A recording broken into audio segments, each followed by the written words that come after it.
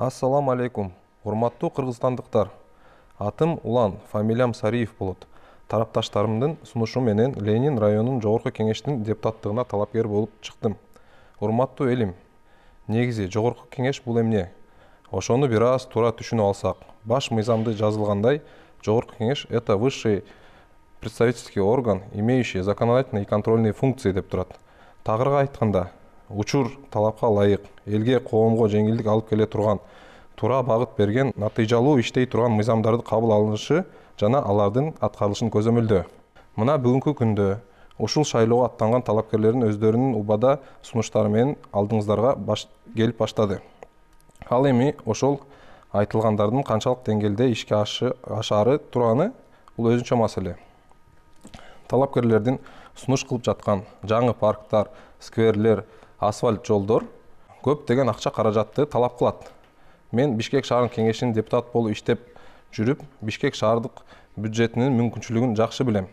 Бишкек шаарыбызда быйылкы жылга айта кетчү нерсе, Ленин районуна асфальт жолдоруна, тротуарларына 160 миллион сом эле каралган.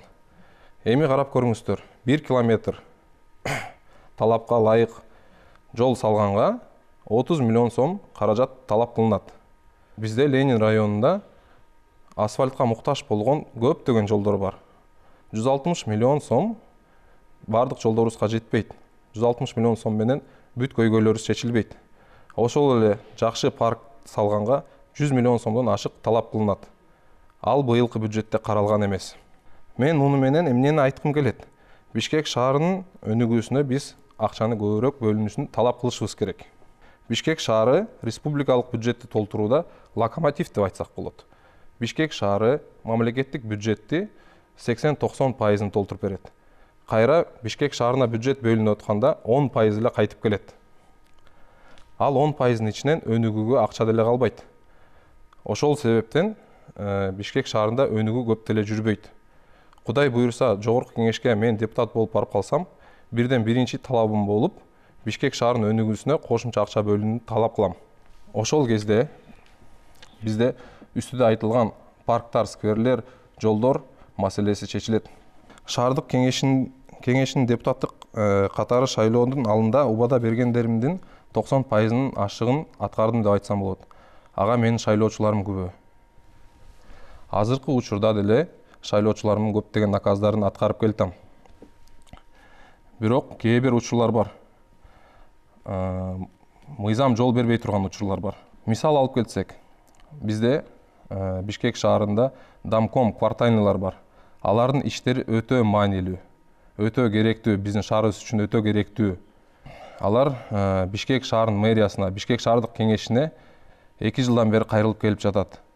Айлык акысын чечип берүүсүндө. Биз аны чечип берейин деп мэриядагы, Бишкек шаардык кеңеши дагы бир ойдон чыгып чечип бергенге аракет кылып келип жатабыз, бирок ал нерсеге мыйзам жол бербейт. Кудай буйруса, жогорку кеңешке барып калсак, ошолордун айлык маанайында карап беришибиз керек. Анткени өзүңүздөр эстеп көрдүңүздөр. Пандемия убагы, адресный помощь таратууда, квартальный домкомдор, перепись населения, квартальный домкомдор. Айтур кечирим сурайм, отко да, бокко дагы биз ошо квартальный домкомдорду колдонобуз. Бирок айлык маселесин чечип бере албай келебиз. Ошол жерин биз карап кетишибиз керек. Андан кийинки маселеге токтолуп кетсем, бул пособиялар. Пособиялар эски талаптар менен калып калган. Тагыраак айтып кетсем, элге түшүнүктүү болуш үчүн. Эгерде үйүңдө бир холодильник, бир телевизор болсо, пособия алганга укугу жок деп жазылып калган. Урматтуу замандаштар, азыркы заманда ар бир эле үйдө холодильник, телевизорлор бар. Бирок ошолордун эле арасында пособияга муктаж болгон жарандарыбыз абдан көп. Ошол эски талаптарды заманга ылайыкташтырып кайра жазып беришибиз керек. Муктаж болуп жаткан жарандарыбызга пособияларды чечип беришибиз керек. Кийинки биздин шаардыктардын кокосуна жеткен көйгөй бул мусор маселеси, таштандылар маселеси. Эмне себептен ушул мусор, таштанды маселеси чечилбей келип жатат? Анткени мусор, таштандыны көзөмөлдөй турган бир да мыйзам ушул учурга чейин жазыла элек. Ошону биз кагаз жүзүнө түшүрүп мыйзамдаштырып коюшубуз керек. Азыр көптөгөн жарандар өздөрү суроо жаралышы мүмкүн. Мусор маселесине эмнеге мыйзам кереги бар деп. Урматтуу замандаштар, ар бир нерсени жолун көрсөтүп көзөмөлдөй турган мыйзам керек. Ошол себептен мусорго дагы мыйзам керек. Ал мыйзам эмне функцияларды аткарат? Мусор канча күндө бир чыгарылыш керек?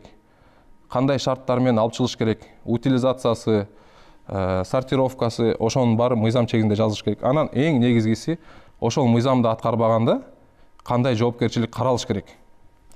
Ошол жоопкерчиликтери бүт баары так жазылганда бизде мусор маселеси чечилет. Мусор көйгөйү экинчи көтөрүлбөйт. Эң жат болуп көрүнүш Бишкек шаарында биз шаарды жыл массивдер анан центр кылып бөлүп койгонбуз. Ушул көрүнүштү биз жокко чыгарышыбыз керек. Жылуулук маселесин берүүдө дагы биз центрге бир баада беребиз, жыл массивдер аны кымбат кылып төлөйт. Мисал алып кетсек, 100 квадратка чейинки жер тамдар отопительный сезондо газга жылуулук алыш үчүн 60-70 миң сомдой төлөйт. Ошол эле кезде квартираларда, ошол эле квадратураларга алар 20 миң сомго жетпеген акчаны эле төлөйт. Бирок экөөнүн тең жылуулугун чыгарганга бирдей эле каражат кетет. Просто жыл массивдерге биз субсидия бербейбиз, а этажка үйлөргө биз субсидия беребиз. Анткени ал мыйзамда каралган. Мыйзам боюнча жылуулуктун тарифи коюлган. Ошол тарифтен ашканын муниципалитет жаап берет. Эми, урматтуу замандаштар, биз элибизге баарына бирдей мамиле кылышыбыз керек. Жыл массивге да ошондой мүмкүнчүлүк түзүп беришибиз керек. Эмне себептен жыл массив ошол эле жылуулукка очойгон акча төлөш керек дагы, этажка үйлөрдө азыраак төлөнүш керек. Эгерде биз баарына бирдей мүмкүнчүлүк түзүп бергенде, жыл массивдерге да ошол субсидияларды бөлүп бергенде, Бишкек шаарынын тегерек четиндеги бүт жыл массивдердин баары газ колдонуп, газ менен отопление кылмак. Ошол кезде бизде өтө чоң турган көйгөйдүн 60-70% да чечилмек. Бул смог маселеси. Смог маселеси 70% азайып кетмек. Биз ушуну кышка маал баарыбыз кыйкырып баштайбыз. Смог менен күрөшүш керек деп, жайынды унутуп калабыз. Урматтуу биздин Кыргызстандын элдери, смог бул өтө оорчундуу маселе. Буну убагында чечпесек, 4-5 жылдан кийин биздин кичинекей балдарыбыз, возрасттагыларыбыз абдан оору жаратат. Айтылчу маселелер абдан көп. Бунун баарын жогорку кеңешке барып калганда чечкенге мен убада берем. Сөзүмдүн аягында ушул КТРК телеканалынын жааматына чоң ыраазычылык билдирип кетмекмин. Сиздердин жумушуңуздар өтө маанилүү, өтө Кыргызстанга керек. Бизге ушундай шарт түзүп берип, элибизге үнүбүздү, программабызды жеткизүүгө мүмкүнчүлүк түзүп бергениңизге чоң таазим, чоң рахмат. Урматтуу кыргыз элим, ошонун ичинен Ленин району. Сиздер буйруса келе жаткан шайлоодо Сариев улан номер 17-ни тамдап берсеңиздер, сиздердин талабыңыздарды талашып, көйгөйүңүздөрдү көтөргөнгө мен убада берем.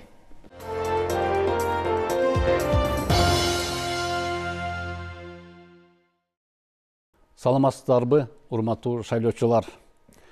Мен Маликов Аким Маликович, Бишкек шаарынын Ленин району боюнча Кыргыз Республикасынын жогорку кеңешинин депутаттыгына талапкер. Шайлоо алдындагы программа менен тааныштырып койгонго уруксат бериңиздер. Менде 11 пункт коюлган максатымда. Биринчиси, Бишкек шаарынын Ленин районунун аймактарында жолдордун инфраструктурасын жакшыртуу жана конуштарда жаңы жолдорду салдырып жана автобус маршруткаларды каттоо жолдорун узартуу. Экинчи пункт. Карапайым элдердин менчик мүлктөрүн тартып алуу, басып алуу, коррупция фактылары кездешип жаткандыгына байланыштуу жабыркаган элдердин менчик мүлкүн укук коргоо органдары менен бирдикте коргоо. Үчүнчү максатым, Ленин районунда жашаган жашоочулардын социалдык абалын жакшыртуу жана көңүл буруу. Бул пособие жана аз пенсиялар алган жарандарга тиешелүү.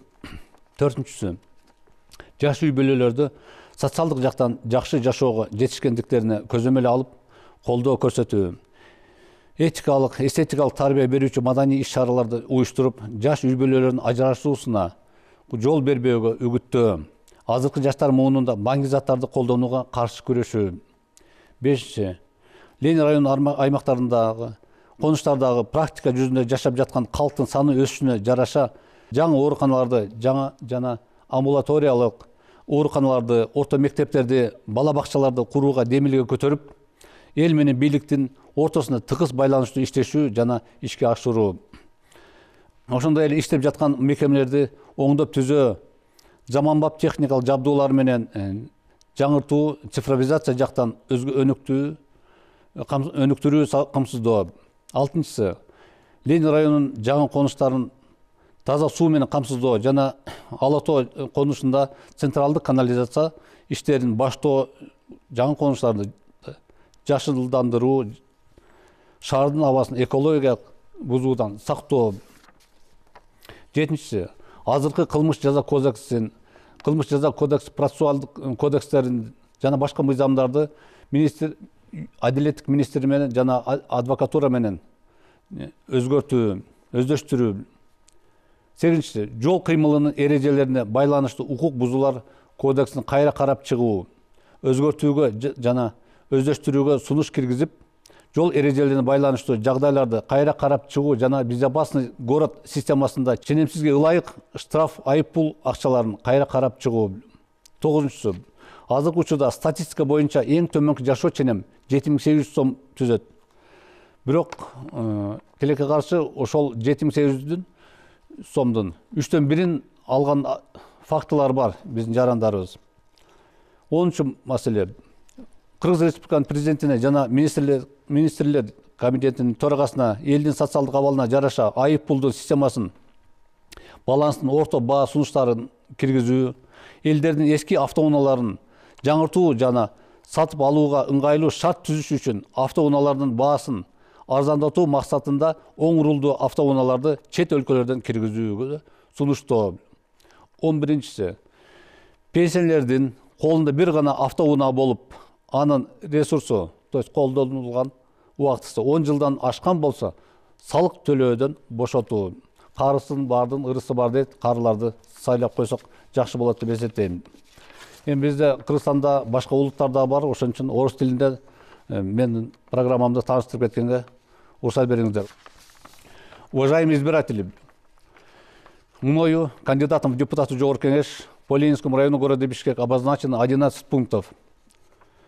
Первое – это улучшение дорожной инфраструктуры города Бишкек по Ленинскому району. Второе – защита прав и интересов граждан от произвола коррупции и захвата собственности при плотном взаимодействии с МВД Кыргызской Республики.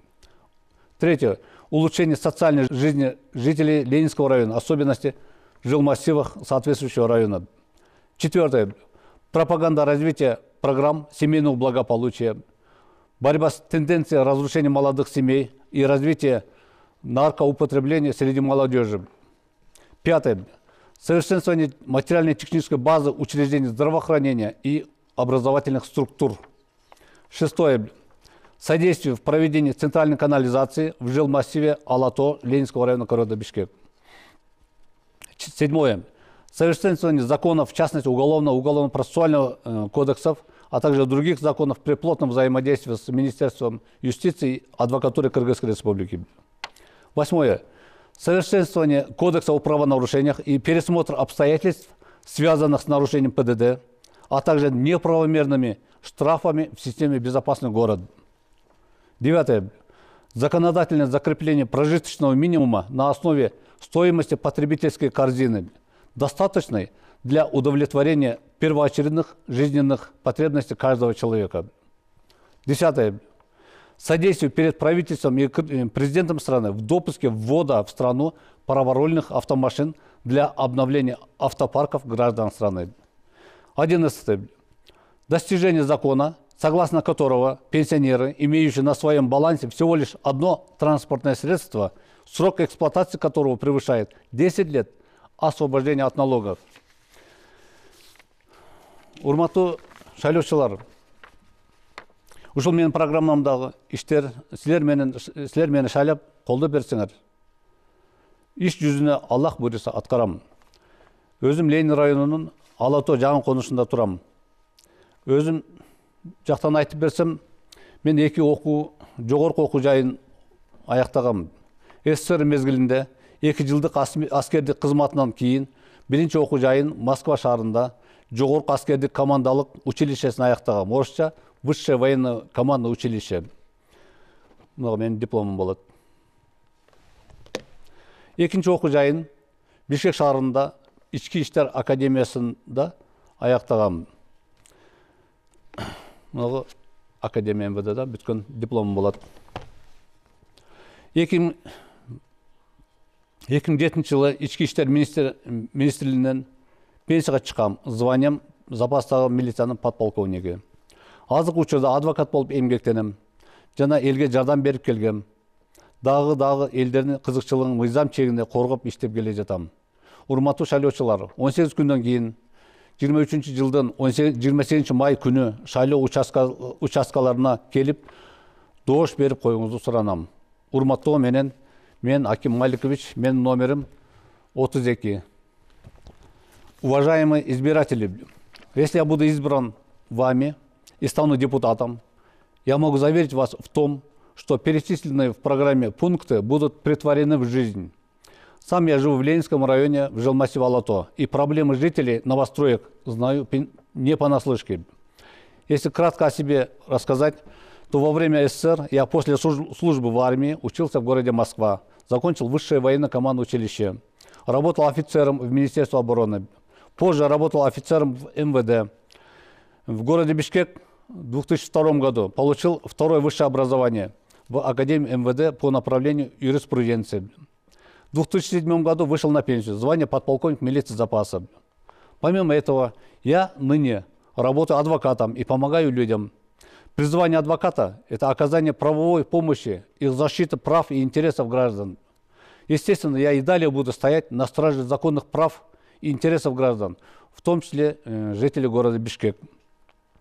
Уважаемые избиратели, через 18 дней, то есть 28 мая 2023 года, прошу прийти в избирательные участки и оказать доверие мне, проголосовав за меня, за номером 32.